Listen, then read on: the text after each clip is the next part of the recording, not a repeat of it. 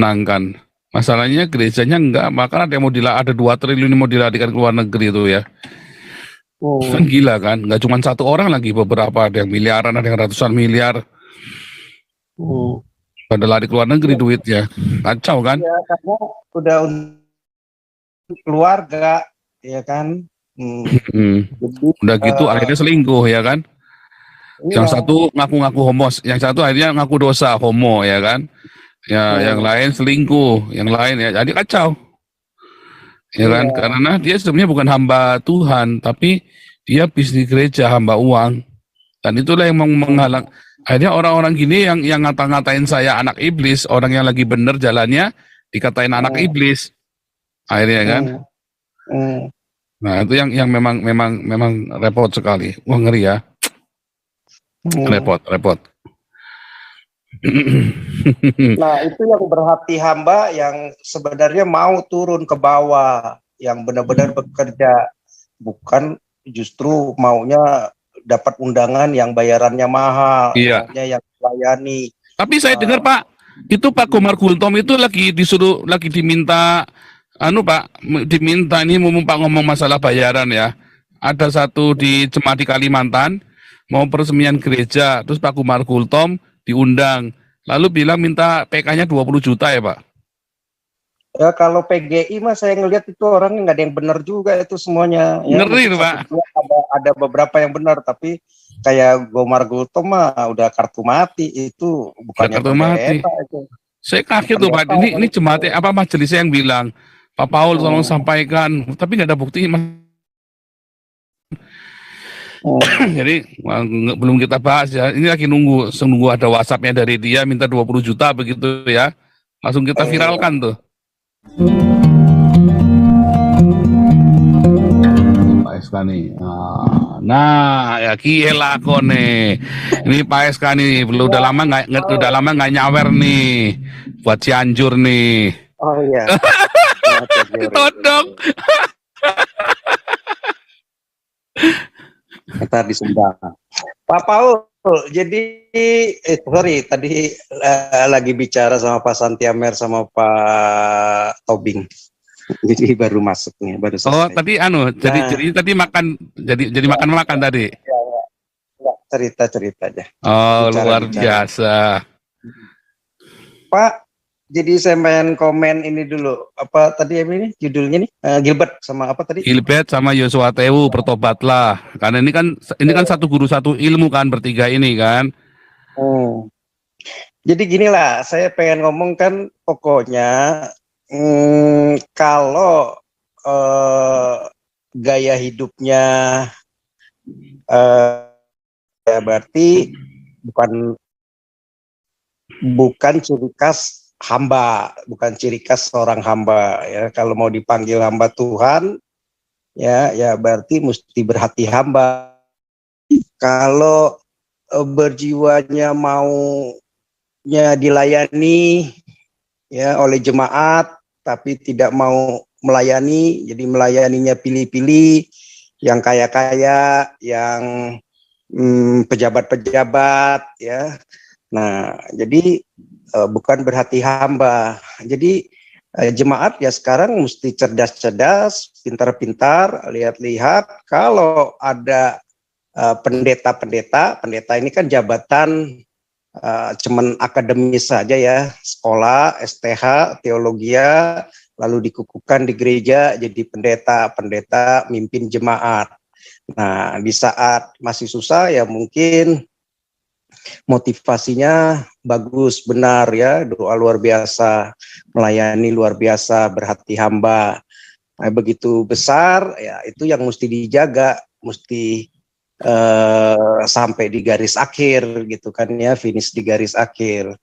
Nah, jadi kalau jemaat ya sekarang mesti cerdas-cerdas, jangan biarkan jemaat pendeta-pendetanya juga jatuh terus dalam dosa, dalam kegelimangan harta begitu, melupakan yang justru jemaat-jemaatnya atau di sekelilingnya yang susah begitu. Ya, jadi sekarang sudah berbeda jauh di zaman internet.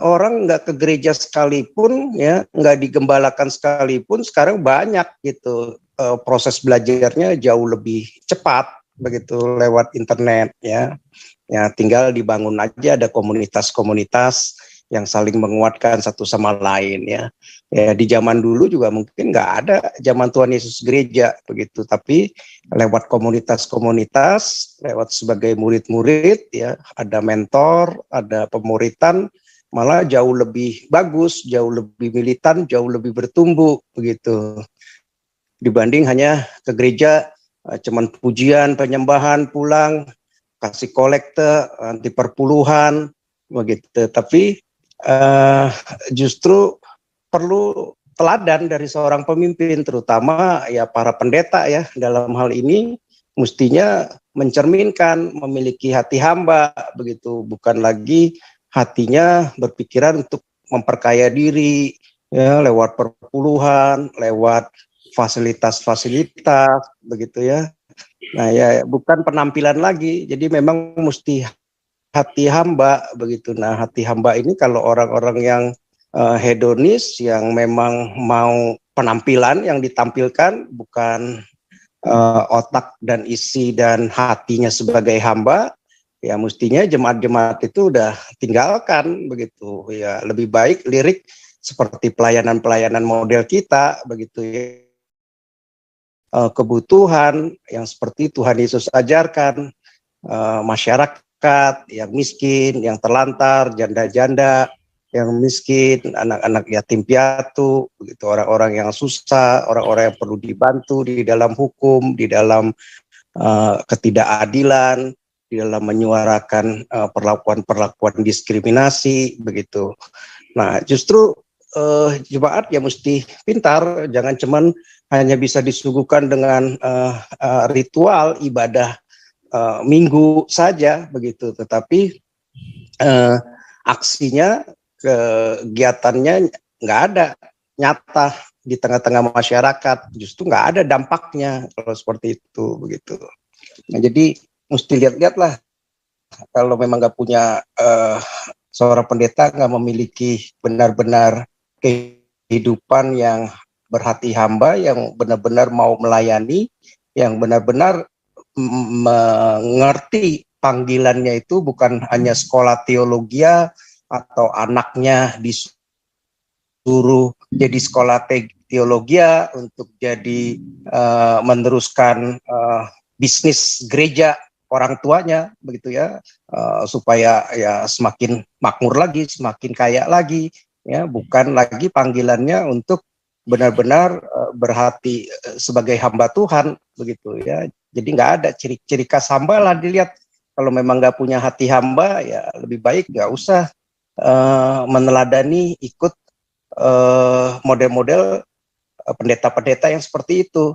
Cari pendeta-pendeta yang memiliki hati yang benar-benar hati hamba begitu. Kalau kita lihat orang yang berhati hamba, pasti urapannya luar biasa, pasti teladan hidupnya luar biasa, bisa dicontoh, dan kehidupannya juga pasti akan jauh lebih bertumbuh dalam pengenalan akan Kristus. Nah, saya rasa itu sih, jadi saya nggak mau sebut nama, cuman bisa dilihat lah, banyak mungkin, bukan hanya Gilbert, bukan hanya GPDI, mungkin bisa jadi banyak begitu ya. Jadi ya boleh dibilang jadi kedok agama juga, sama kayak ustadz ulama juga banyak yang kaya-kaya ya, termasuk puasa aja pakai Harley, ya mungkin duitnya juga miliaran begitu ya. Sama di pendeta-pendeta juga banyak, di Niko segala macam, mungkin kaya begitu, tetapi kayaknya itu benar-benar nggak bisa dipakai juga untuk jemaat-jemaatnya yang lain yang membutuhkan, yatim piatu segala macam begitu, apa hanya untuk memperkaya diri sendiri. Nah itu yang mesti dikritisi sekarang oleh para jemaat begitu. Jangan terbuai lagi untuk hal-hal yang rohani, ya terutama untuk gereja-gereja GBI, karismatik ya, Pantekosta, ya itu kan memang lebih ke personal ya, pendeta-pendetanya. Nah, seringkali turun ke anaknya segala macam. Nah, yang penting punya hati yang berhati hamba begitu, bukan untuk berhati melanggengkan jabatannya sebagai gembala, sebagai pemilik begitu ya. Jadi kalau sebagai pemilik, sebagai owner, ya mestinya larinya ke bisnis, bukan di sekolahin teologi untuk ini, karena nggak memiliki hati hamba. Kalau mau hati hamba ya nggak boleh menghitung gitu dengan finansial, tapi benar-benar pure pelayanan, panggilannya untuk Tuhan begitu. Kalau nggak ada panggilannya untuk Tuhan ya nggak usah sekolah teologi ya. Untuk karir sebagai pendeta, sebagai gembala, sebagai pemimpin, akhirnya yang ada malah ya itu nggak mau hidup susah, maunya hidup enak, maunya hidup populer, maunya hidup yang tadi mungkin selebritis segala macam. Panggilan kita Tuhan Yesus nggak suruh jadi selebritis, tapi sebagai hamba-hamba begitu, jadi contoh, jadi teladan seperti Kristus meneladani. Ya mungkin itu Pak Paul, menurut saya jadi jauh lebih berdampak ya. Teresa jauh lebih berdampak buat seluruh dunia dibanding pendeta-pendeta dengan urapan apapun, tetapi kalau hidupnya nggak menjadi teladan, nggak menjadi hamba, malah komersil atau hedonis begitu.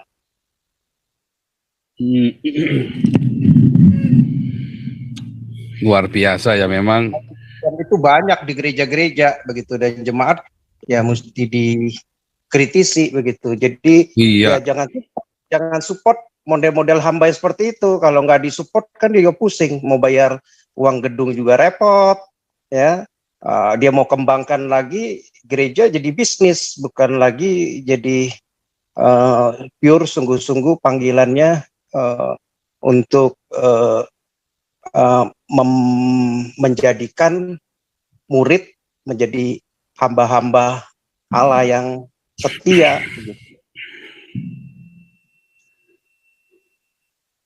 Sehingga ya dampaknya kita lihat malah kurang baik begitu, malah yang ada justru jadi apa?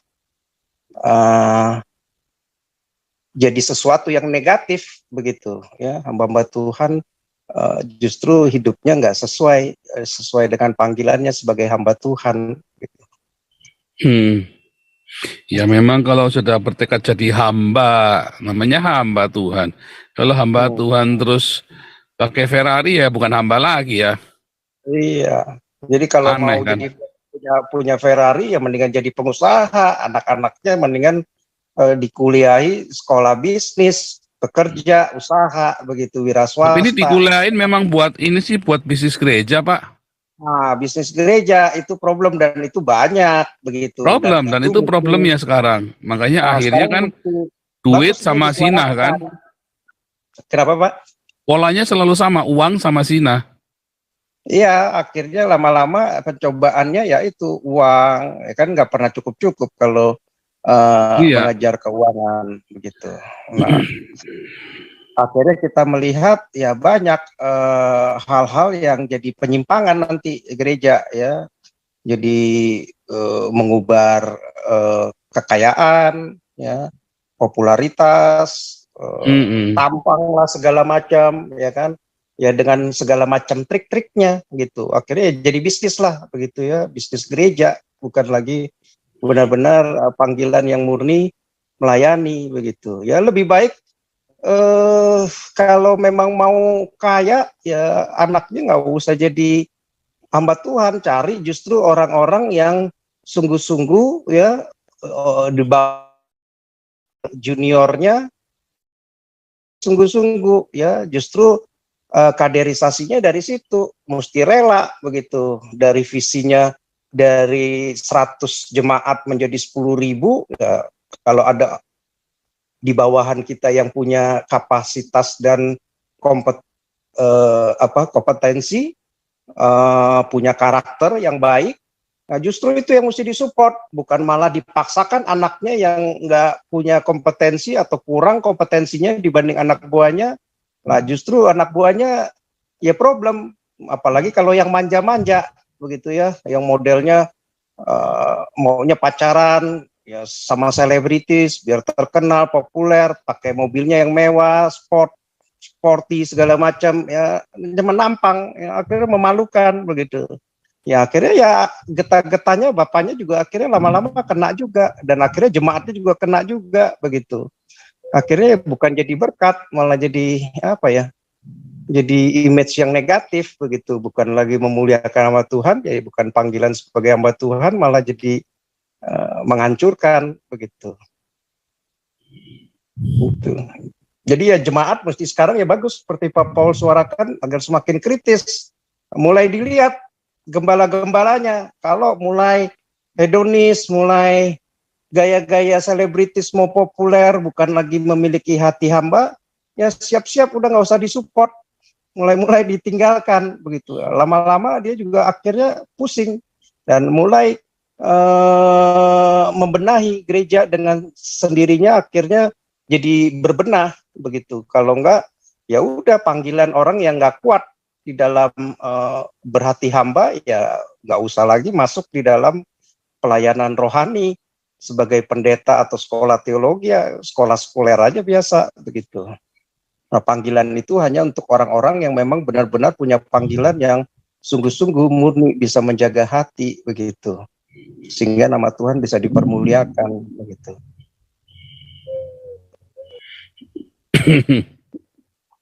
Luar biasa ya kalau semua. Tapi sebenarnya kalau gereja di Indonesia itu membuka lumbung-lumbungnya, ya Indonesia itu sudah dimenangkan. Masalahnya gerejanya enggak, maka ada yang ada 2 triliun yang mau dilarikan ke luar negeri itu ya. Kan gila kan, nggak cuma satu orang lagi, beberapa ada yang miliaran, ada yang ratusan miliar. Pada lari ke luar negeri duitnya, kacau kan? Ya karena udah keluarga, ya kan. Udah gitu akhirnya selingkuh ya kan. Iya. Yang satu ngaku-ngaku homo, yang satu akhirnya ngaku dosa homo ya kan. Ya yang lain selingkuh, yang lain ya jadi kacau. Ya kan, karena dia sebenarnya bukan hamba Tuhan, tapi dia bisnis gereja, hamba uang. Dan itulah yang menghalang. Akhirnya orang-orang gini yang ngata-ngatain saya anak iblis, orang yang lagi bener jalannya dikatain anak iblis. Akhirnya kan. Nah, itu yang memang repot sekali. Wah, ngeri ya. Repot. Nah, itu yang berhati hamba yang sebenarnya mau turun ke bawah, yang benar-benar bekerja, bukan justru maunya dapat undangan yang bayarannya mahal, maunya yang melayani. Tapi saya dengar Pak, itu Pak Komar Gultom itu lagi diminta ini Pak ngomong masalah bayaran ya. Ada satu di jemaat di Kalimantan mau peresmian gereja, terus Pak Komar Gultom diundang, lalu bilang minta PK-nya 20 juta ya Pak. Ya kalau PGI mah saya ngelihat itu orangnya nggak ada yang benar juga itu semuanya. Ya, ngeri Pak. Ada beberapa yang benar, tapi kayak Komar Gultom mah udah kartu mati, itu bukannya kartu mati. Itu. Saya kaget tuh Pak, ini jemaatnya apa majelisnya yang bilang, Pak Paul tolong sampaikan, tapi nggak ada bukti Mas. Jadi belum kita bahas ya. Ini lagi nunggu ada WhatsApp-nya dari dia minta 20 juta begitu ya. Langsung kita viralkan tuh. Ya, pokoknya kalau PGI mah udah kita lihat lah, itu labelnya impoten, itu mah bukan hamba Tuhan, itu hamba mamon itu kan. Hamba mamon itu, politikus busuk hamba mamon. Luar biasa. Oke lah. Ini ada semut lalang, siapa nih semut lalang nih?